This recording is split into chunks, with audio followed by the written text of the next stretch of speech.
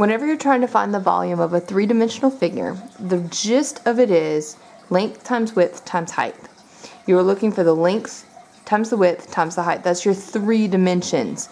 So to get started, there are some variables that are often used in the volume formulas that I want to make sure we all understand. So let's start with S. S is the side length of a cube, specifically a cube. So sometimes you'll see volume equals S cubed instead of length times width times height, because the sides of a cube are all the same, whether you're talking about the length, the width, or the height. The B is the length of the base of a 3D figure. H measures the height of the three-dimensional figure. And R would measure the radius of a sphere or any three-dimensional figure that has a circle involved. So cylinders would be in that category, and cones would also be in that category. Alright, so some of the formulas, and there's a special note right here, these formulas are going to be provided for you. So although I want you to be familiar with the formulas, and you definitely need to know how to use the formulas, you don't need to memorize every one of these formulas. So volume of a cube, like I said, is S cubed. That's where the term cubed comes from, because you're multiplying the same thing together 3 times. Volume of a sphere is 4/3 times pi cubed.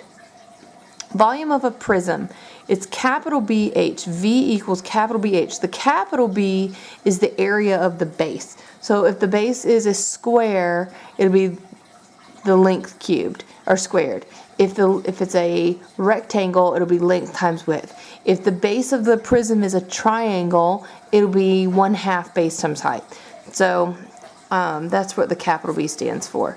A cylinder, its volume equals pi r squared times h. Pi r squared would be the area of the base of a cylinder, which is a circle.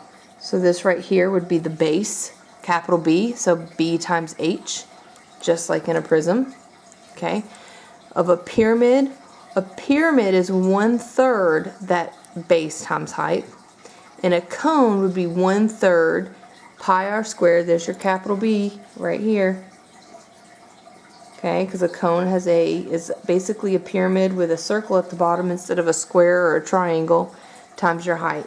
So pyramids and cones, anything that comes up to a point, whether it is a cone or a pyramid, okay, with a square bottom pyramid, you're going to put that 1/3 in front of that capital BH.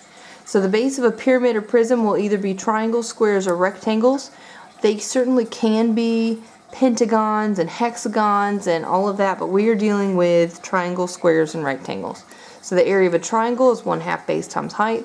Area of a square is length times width. Area of a rectangle is length times width.